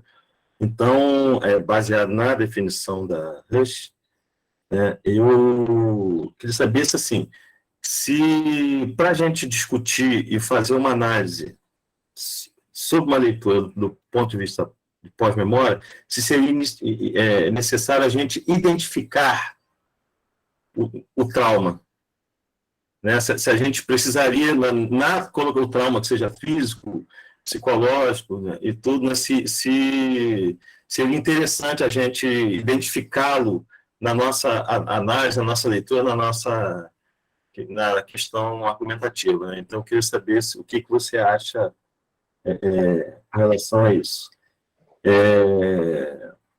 Com relação à fala do João, gente, podemos fazer igual ontem, eu comento rapidamente o que eu preciso, né? Com relação à fala do João, primeiro eu gostei muito dessa ideia que você trouxe aí, essa relação de revolta e autenticidade. Nossa, eu vou atrás disso aí. Anotei aqui as coisas e vou, né? Essas características que você colocou do Uzbek e misoginia é a mesma coisa, assim, eu queria ouvir sua opinião com relação a isso, né? E a gente trabalhou num dos textos que derivaram das discussões de Foucault, né, e tudo, acho que foi o Agamben, né, uma questão sobre subjetivação e dessubjetivação. Eu acho que isso dialoga com a tua ideia com essa ideia que você está explorando aí, né, de autenticidade, né, e desautenticidade, digamos assim, a partir da consolidação da revolta, né. Tá, e a fala do Rafael, né, eu fiquei curioso, porque, assim, eu não sei se eu ouvi mal, ou se, enfim, mas você trata primeiro a companhia de melhoramento de Tatiaia, você fala uma personagem, e depois você durante o diálogo, você fala que ela determina alguma coisa, e no final, na última transparência, você faz uma relação de aproximação entre a companhia e os governos. Por que eu estou te perguntando isso? Porque eu me defronto, às vezes, com umas questões que eu fico doido para incluir um espaço, meio que espaço, como personagem. Isso acontece, inclusive, nos Transparentes, que tem um edifício, esse livro que eu estou abordando, que tem um edifício que respira, que vigia e tudo. Aí eu queria saber se isso foi proposital ou se, enfim, o que você pensa sobre isso? Seria isso.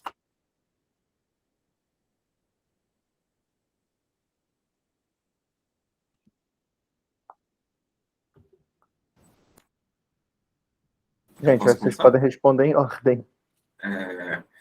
Então, sim, tem que ter um trauma, tá? Sim, porque a Hershey, inclusive, ela fala isso com todas as palavras, que é uma questão de um trauma. Então, não é somente a transmissão, e se com trauma pode afetar essa transmissão. Então, a resposta seria essa. Obrigado pela pergunta. Eu também acho essa questão da autenticidade, a relação que o Berman faz com uma revolta com a revolução fascinante.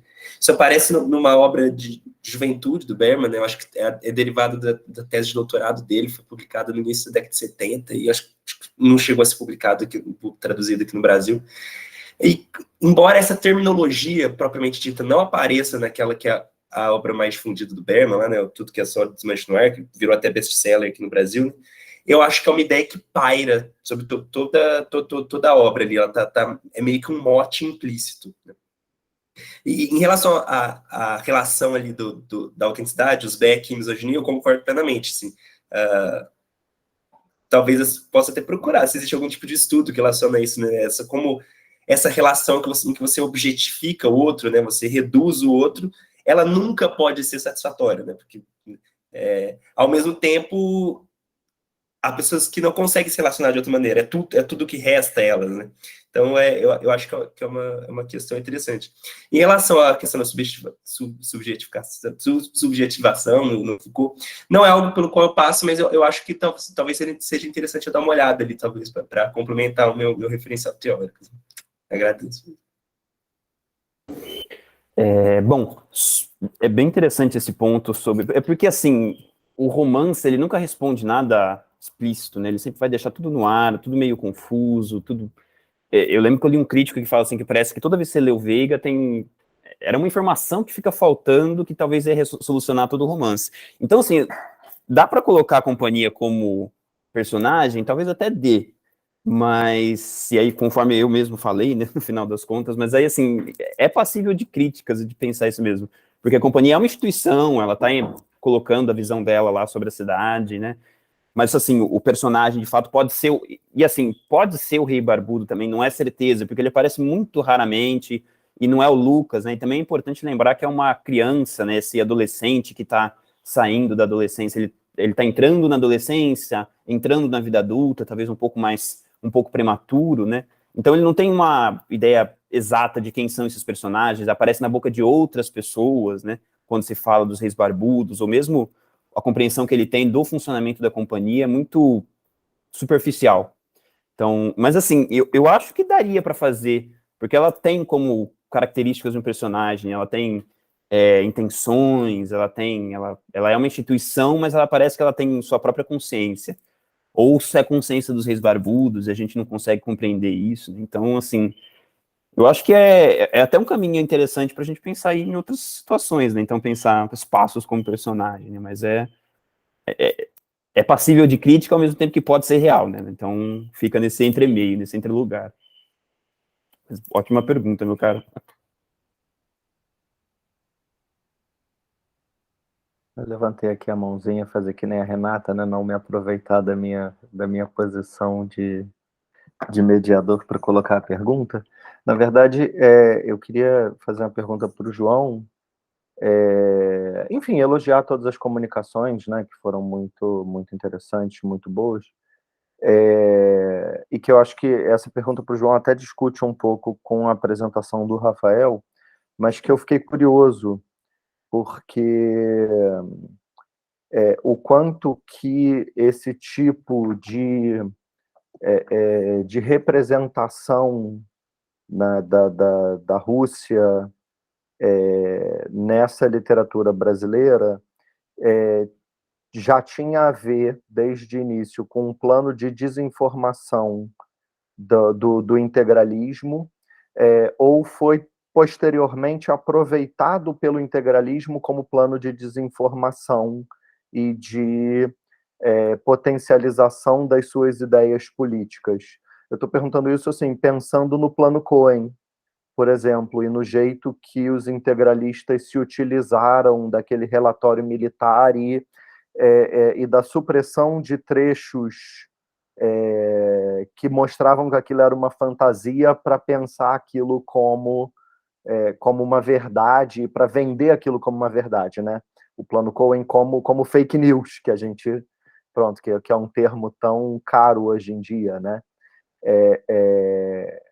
E aí, enfim, se você tem alguma noção, se você tem alguma informação sobre esse jogo, enfim, eu fiquei muito pensando isso ao longo da sua comunicação.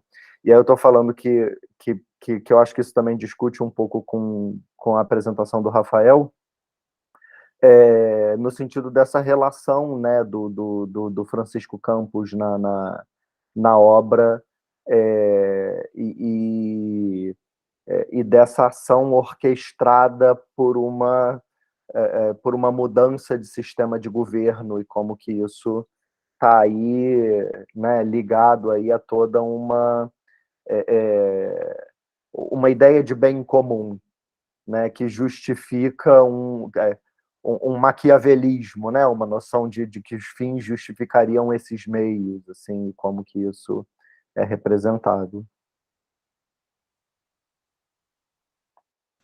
Obrigado pela pergunta. Essa é uma questão muito interessante, porque ao mesmo tempo que essa visão remete a uma representação da Rússia que tinha 500 anos de idade à época, né, ela está ali mobilizada para um anseio político específico do período. Né?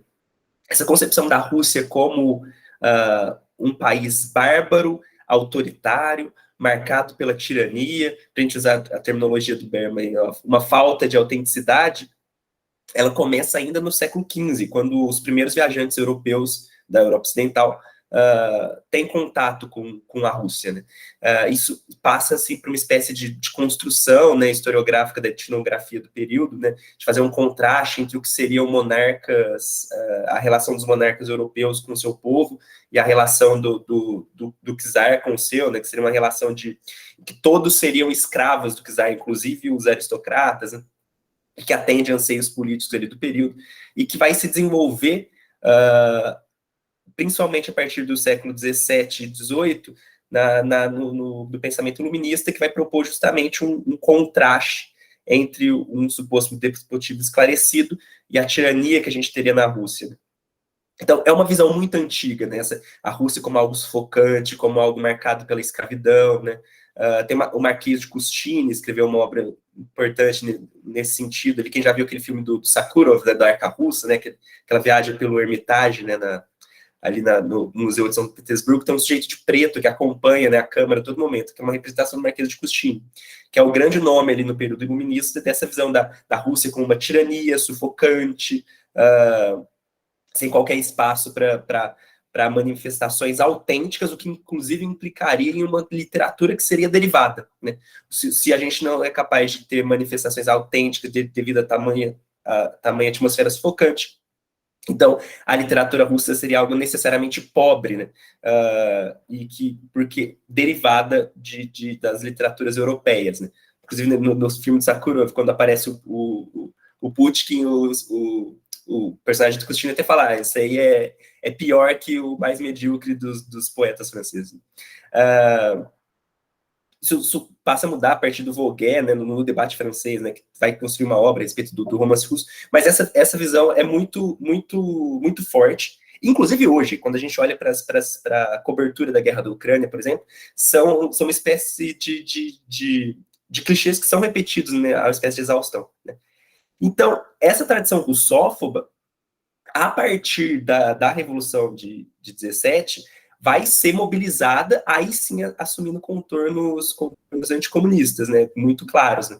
E o integralismo, acho que é a maior expressão disso, no Brasil, no caso, mas no próprio livro ali do Bruno Barreto Gomide, ele menciona outras manifestações, né, dessa espécie de associar a russofobia com o comunismo, né, principalmente nessa primeira onda aí, que tem seu ápice em 35, né, que é o ano da intentona, né? Então, há uma apropriação desse discurso, dando-lhe contornos anticomunistas, mas isso não começou no integralismo, porque, como eu disse, a versão original do conto é de 23, então é 10 anos antes do Barroso entrar na ação integralista brasileira, né? Acho que esse caldo começa a se formar, começa a se formar ali ainda no final da década de 10, né, com a Revolução, e eu acho que aí na década de 30, com a intentona, aí isso se intensifica mais vertiginosamente, né? Acho que seria algo por aí. Obrigado.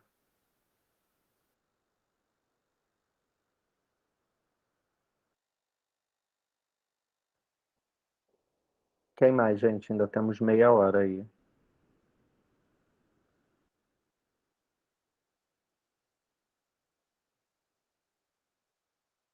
Não? Estamos tímidos?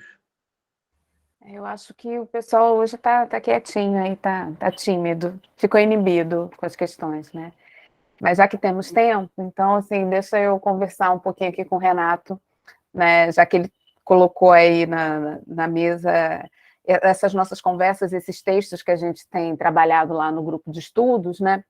E aí, pensando um pouco com esse romance, a questão da igreja dentro do romance, né? A criação daquela igreja, como é que o personagem acaba usando, né, essa religiosidade, né, ou essa nova modalidade empresarial também para o controle. Não só o controle do espaço, porque ele vai usar ali o terraço do prédio e tudo mais, mas das pessoas, né, a figura daquelas mulheres, das polacas que vêm trabalhar o controle dos corpos das polacas, né? Então eu queria que você falasse um pouquinho mais dessas relações de poder que não estão numa relação entre Estado e população, mas estão ali no micro espaço do prédio. Legal. É só para dar uma situada, né? Quer dizer, no romance tem um prédio abandonado, né? Que ele é ocupado por uma série de famílias, né? E uma das personagens, né, ele tem um espírito meio empreendedor, né, e o narrador foge um pouco dessas questões da dicotomia, assim, de bem, mal, pobre associado ao bem, o rico associado ao tal. Então, as contradições aparecem, inclusive nesse espaço, que é um espaço cultural, porque ele tem, inclusive, teatro oprimido, tem várias apresentações de filmes e tudo, mas ele também tem sessões de filmes pornográficos, ele traz de fora, né, traz da Europa, né, umas louras, né, para trabalhar no prostituição, na filmagem, né, e tudo ocorre nesse ambiente do prédio, né. E tem outro espaço, que é um bar, chamado, se eu não me engano, é a Arca de Noé, né, curiosamente, né, que essa coisa da destruição pelo fogo e a arca, coitada, não foi feita para fogo. Então, nessa arca, inclusive frequentada por um marxista, e tudo, tem vários elementos distópicos, né, no romance. Né? Então, assim, exatamente esse exercício das possibilidades exploratórias que cada um tem em relação ao seu contexto. Né? O que não quer dizer que não haja moral. Né?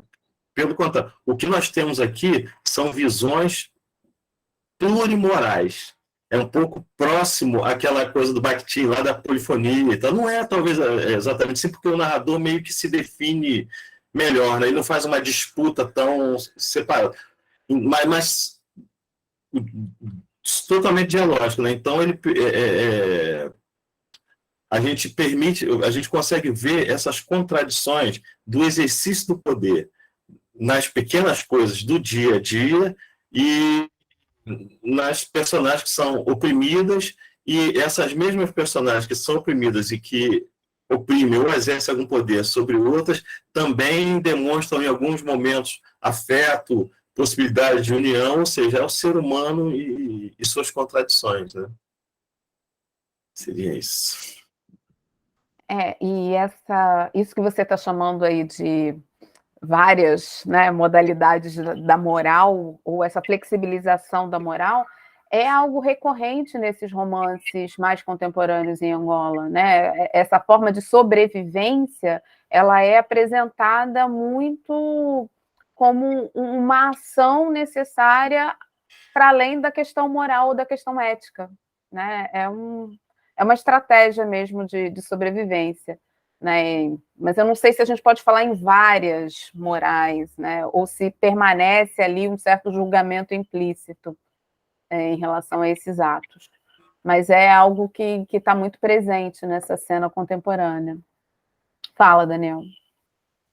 Não, é curioso, né? Como essa coisa do jeitinho, né? Para a gente tem essa brasilidade aí, né? Mas está ligada a essa ausência do Estado, né?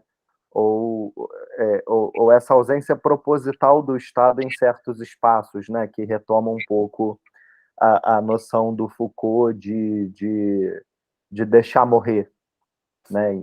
Da alteração da soberania no Estado moderno, né? Então, assim, como que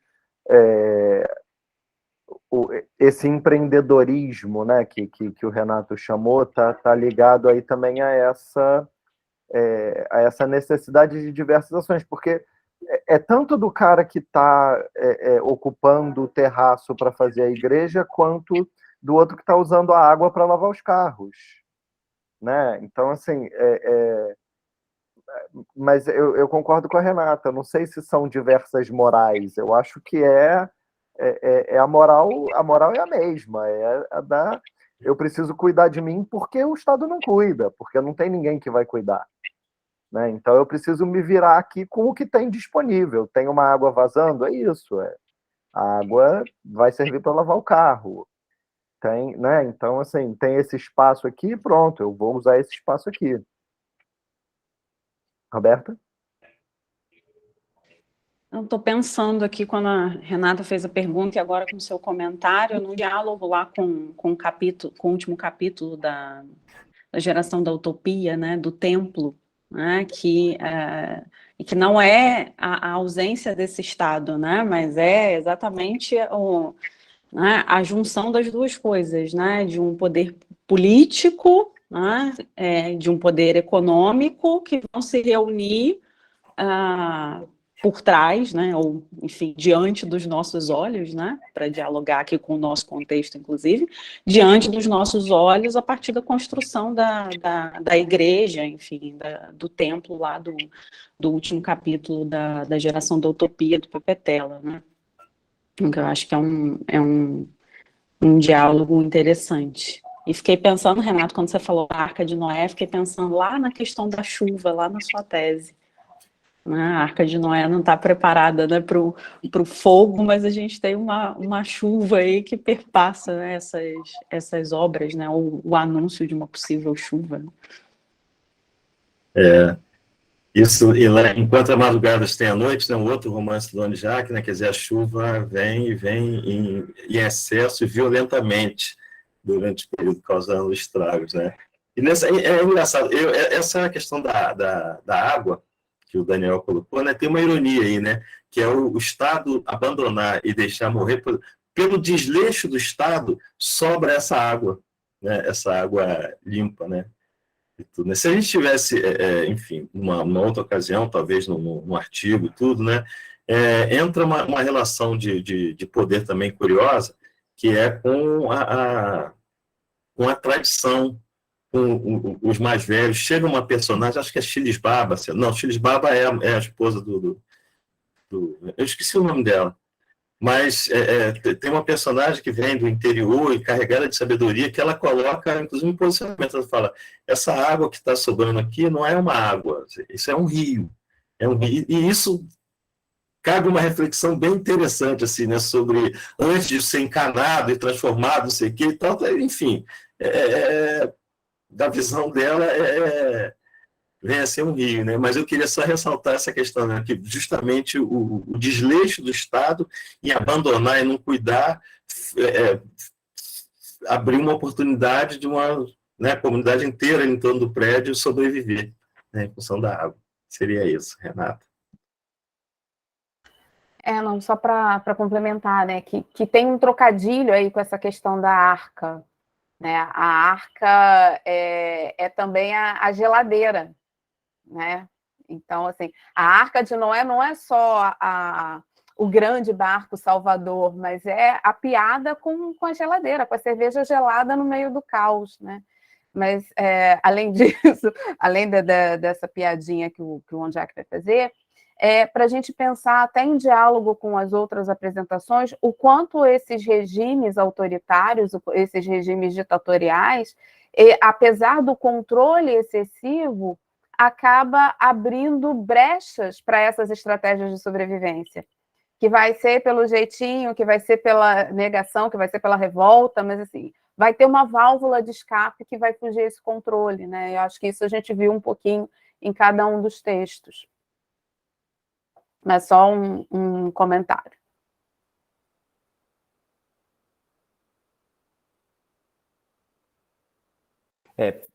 Pegando esse último comentário que a Renata faz, de fato, nunca controla tudo, né? Sempre vai ter e aí, de novo, puxando a sardinha para o meu lado, lá no Veiga vai ser assim, quando ainda é possível você fazer uma organização social, né? Eles construir muros no meio da cidade, você não pode mais andar por qualquer lugar. Se você tem muro, então você só pode fazer os caminhos que a companhia deixa você fazer. As pessoas começam a pular o muro. E aí a companhia não pode pular o muro. E aí acontece aquele trecho que eu trouxe, né? Aquelas coisas bárbaras que eles fazem. Mas aí, de repente, depois disso, aí todo mundo começa a ter que andar nos muros, né, não consegue mais fazer essa organização, mas de repente começam a vir urubus para a cidade. Então, a própria natureza, quando o ser humano não consegue se organizar, parece que a própria natureza, acontece uma mágica, alguma coisa, e os urubus também vão ser, vamos dizer assim, uma afronta para a companhia, sabe? Ela quer mandar eles embora, mas eles continuam vindo. Então, assim, eu acho que o que você comentou agora faz muito sentido. Então, nunca vai ter um cerceamento total. Sempre vai ter algo que foge ao controle, né? Seja humano ou seja extra, né, seja fantástico nesse caso. E que a literatura vai usar para representar essa possibilidade, né? E com símbolos N também, né? E você pode entender isso de várias formas também, né? Mas, de fato. Fala, Renato.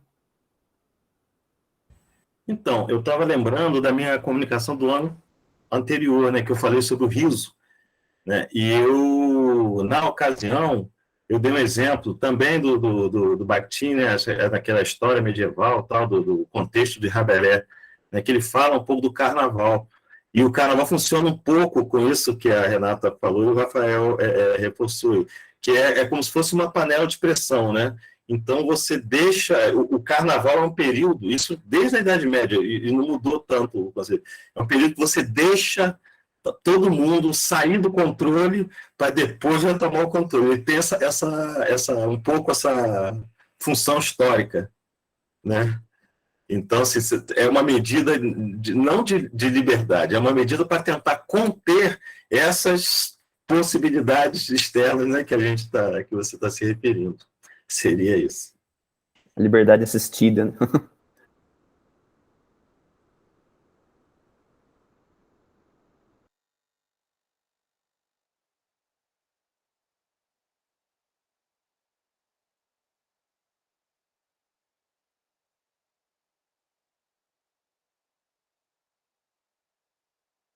Gente, já que tá todo mundo tímido, eu vou provocar o Alisson, até porque ele não quer que eu provoque, eu vou provocar. Mas não é provocação não, Alisson. É só para retomar o iniciozinho da sua apresentação, se você pudesse falar um pouquinho mais quando você, né, elenca, né, um grupo, né, de escritores e você coloca o Fuchs numa situação específica, que é essa situação, né, da perspectiva do filho de exilados políticos. Então, se você pudesse só voltar um pouquinho para pensar esse conjunto que você apresenta no início. Sim. Bom, então, eu falei da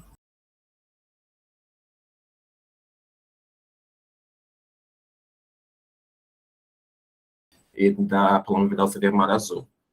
Então, a diferença biográfica é justamente que as duas nascem no exterior. A Gabriela Guerra nasce no Uruguai, a Paloma Vidal nasce na Argentina, e elas migram para o Brasil nos anos 70, o que não é uma questão biográfica, não é a questão biográfica do Fuchs, que já é brasileiro.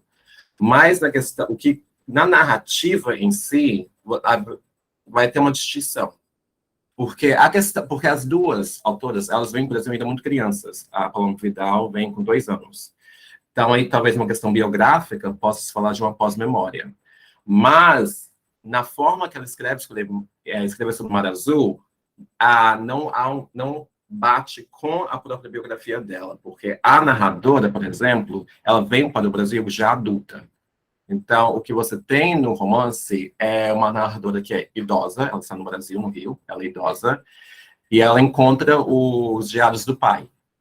E ela decide, então, escrever um próprio diário em cima da escrita do pai. Então, o pai escreve, acho que em azul, e ela decide escrever com a caneta preta.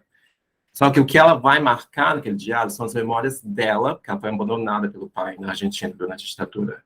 As memórias dela, do que ela viveu durante a ditadura na Argentina. Então, não haveria, então, uma relação da experiência do pai, mas sim a experiência dela com a ditadura. Já na Gabriela Guerra, a questão vai parecer mais como um pano de fundo.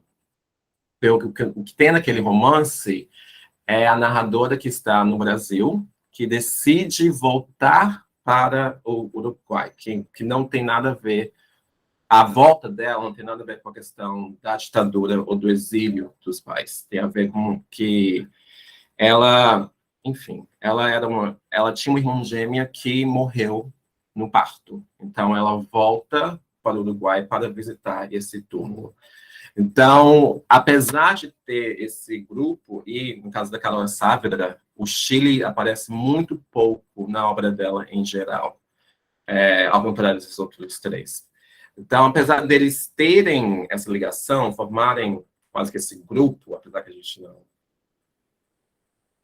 enfim, ao formar esse grupo, a forma com que eles vão se relacionar com esses trânsitos são diferentes, a meu ver, pelo Fuchs, justamente porque não só a perspectiva biográfica dele, mas a forma que ele decide estruturar as narrativas em si vão se diferenciar das duas, porque ele vai focar não é alguém que migra, não é alguém que conhece o exílio, mas é alguém que tem interesse nesse exílio, que quer saber o que ocorreu com membros da família dele, que seriam os três, os pais e o irmão adotivo em si, e só consegue fazer isso através da escrita em si.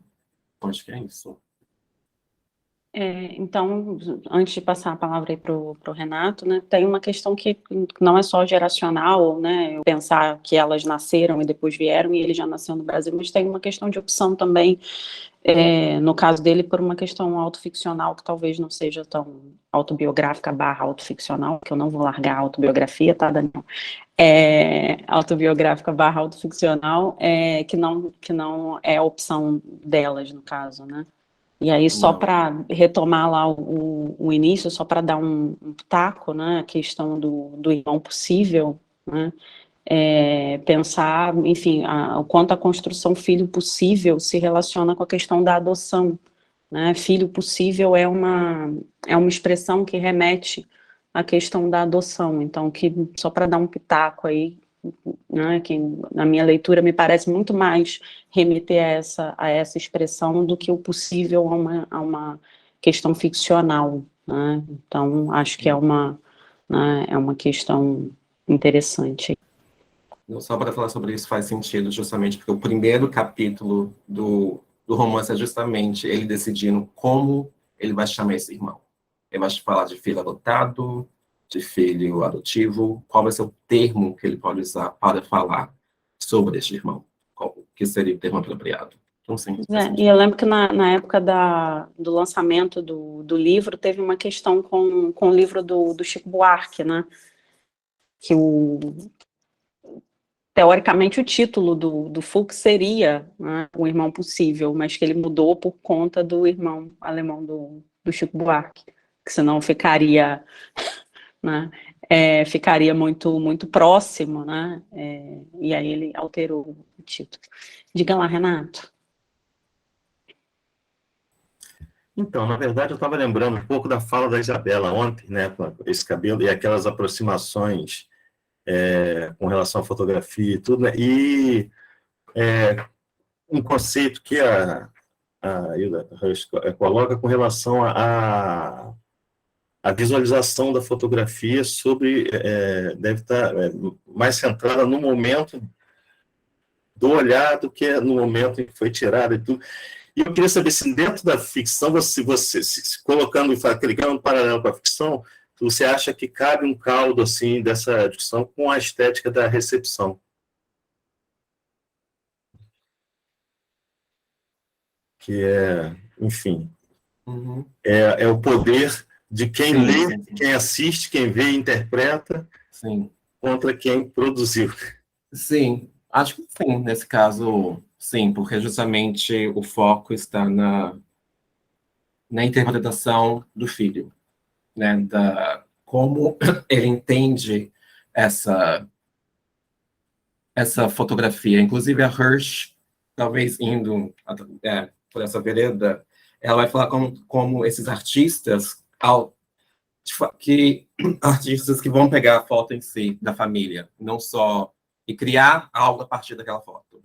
Como eles vão mexer, como eles vão criar algo novo a partir daquilo. Então, não vai ser só a foto em si, mas eles vão criar uma nova obra a partir daquela foto, mudando como, enfim, a questão física da foto em si. Então, entendi. Aquela discussão entre curadoria e autoria, que a gente também tocou um pouquinho, que o Ederson tinha trazido antes. É um pouco isso, né? Pegar pequenas coisas prontas e reorganizar, criando uma nova estrutura. Aproveitar que o Alisson está contra a parede. Não, brincadeira. Não, é porque assim, eu fiquei pensando sobre uma das coisas que você falou, né, exatamente nesse assunto da fotografia, que é a relação da transmissão de memórias entre as gerações, né? E o quanto que esse, enfim, que traz um pouco aí dessa relação das memórias no espaço, né? Quer dizer, de uma espacialização das memórias no tempo, onde você vai pensar aí aonde que as gerações estão localizadas e como elas vão interagir com essas memórias que elas não vivenciaram, mas que faz parte aí de uma memória familiar, né? E o quanto que isso traz a própria perspectiva da imaginação, né? Que você fala disso, né? Brevemente, assim, na sua apresentação. E aí que é curioso, né? Como você tem um histórico na dinâmica da memória, né? Da teorização sobre a memória, de afastar a memória da imaginação, né? Dois aparelhos psíquicos capazes de converter discurso em imagem, imagem em discurso, um ligado à representação dos acontecimentos do mundo e o outro ligado à livre criação, né? A fantasia. E como que, dentro dessa dinâmica de transmissão de memórias entre gerações, existe uma necessidade da imaginação, existe uma necessidade de aproximação desse não vivido, né? De trazer para si, de se imaginar no lugar dos pais, de se aproximar dessa dor de um outro que faz parte de uma noção identitária também, por ser a sua família, por ser o seu pai, por ser, né? Então, enfim, é menos uma pergunta formulada e mais algo que eu queria te ouvir falar, já que você traz isso a partir da ideia da fotografia e desse jogo com a memória de segunda geração, pós-memória, enfim, como vocês quiserem. Eu acho, até pensando no texto, porque o que eu trouxe aqui, que muito do que a Hirsch fala, ela parte da relação que ela tem com a reação que ela tem à falta dos pais. E um texto é justamente porque a foto dos pais durante o Holocausto, eles estão na rua, andando na rua, estão sorrindo, felizes. E ela não consegue entender, ela como filha, sabendo o que eles passaram, como que os pais dela poderiam estar na rua, andando felizes na rua durante o Holocausto, sendo que eles são judeus. E ela trata no texto, aí relacionado com o que o Renato trouxe, como então ela vai pegar a foto e ela vai começar a tentar analisar a foto. Ela pensa que parece que há uma estrela na jaqueta do pai, então ela dá um zoom para ver se há ou não, mas não tem como ela confirmar. E é esse movimento que ela vai falar que é a questão da pós-memória na fotografia. É como o filho, havendo a necessidade de saber sobre esse passado, de ter esse embate sobre o que está na foto, os pais delas felizes na rua durante o Holocausto, e o que ela sabe que os pais dela passaram, né, estando hoje no presente, que não faz sentido para ela. Então, ela precisa analisar a foto e buscar algo naquilo que se relaciona com a narrativa que ela conhece sobre a história da família dela, onde aquela foto não caberia, né? Então, eu acho que é exatamente essa questão de como é a reação do filho em relação a essa memória e a necessidade que ele tem que se perpassa uma questão de imaginação, de buscar esse passado para entender a própria identidade. Assim, como ele se relaciona com o que ocorreu.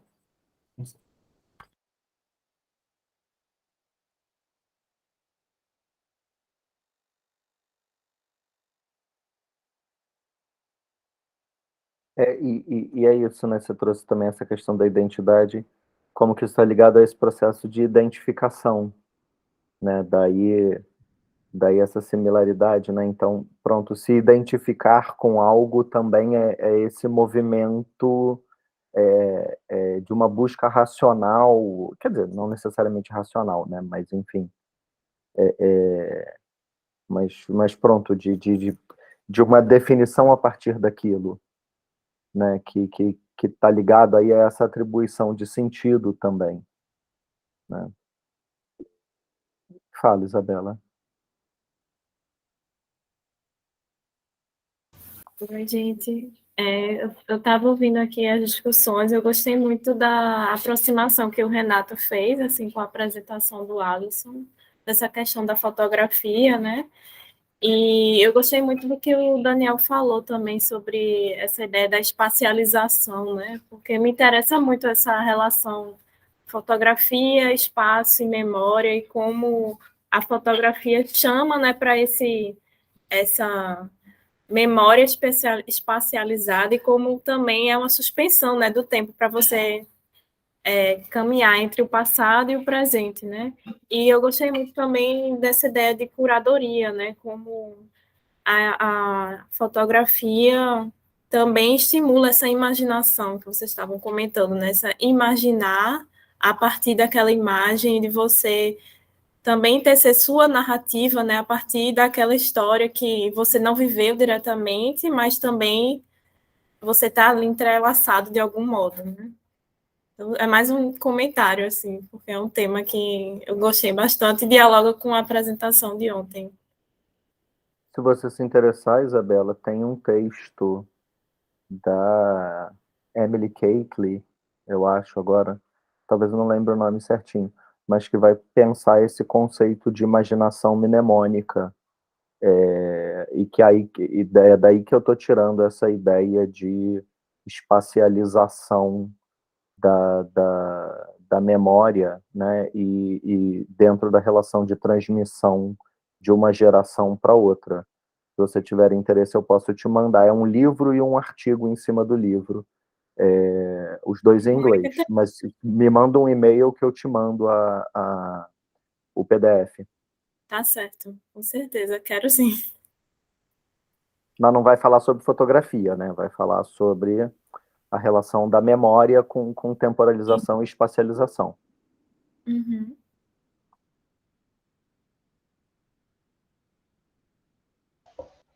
Pessoal, se vocês não tiverem mais nenhum questionamento ou perguntas, pelo horário eu preciso encerrar a gravação. Então, eu vou parar a gravação, mas vocês podem continuar conversando, ok? Lembrando que a gente tem um café virtual, eu acho que todos vocês têm o link para o café. Então, se vocês quiserem continuar conversando, vocês podem ir para lá também. 1 minuto.